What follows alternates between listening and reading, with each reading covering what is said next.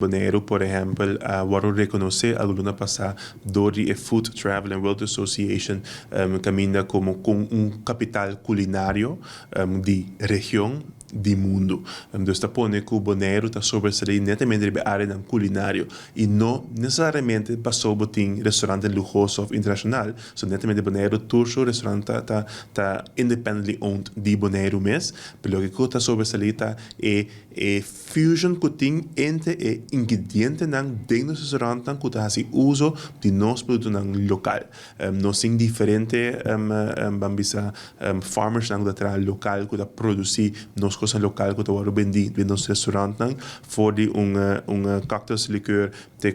quizás também nos cabrito ou também nos rum que nós temos whatever que está local bota mira incorporar back de nos restaurantes. Por exemplo, nós temos Taste of Bonaire que não está com restaurante já foi que também para vender comida tá comida criollo local que está vender com diferentes bichos no mundo pero também localmente. Também dia 10 de dezembro, por exemplo, nós temos Barrio Festival que também está netamente cada luna ou cada quartal, que nós organizamos em barrio de isla evento cultural, culinário, caminho com os visitantes por experiência, essência de barrio e logo que está para com sua comida, mas também para com sua cultura e história que promover. Nós mira também que cada visitante que vem netamente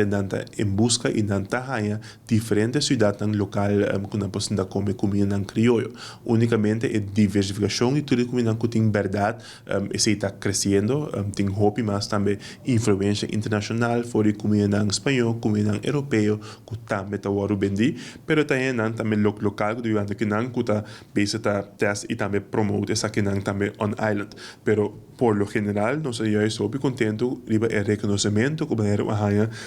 door que nós proteger comida criolla também dentro da nossa cadena culinário na nível de essa Michelin star que caminha que botar cabrito apresentado em Michelin restaurante e tudo isso aqui não tem balança netamente com nós que mira no futuro também entre nós comida típico bonaireano pero também estão com o de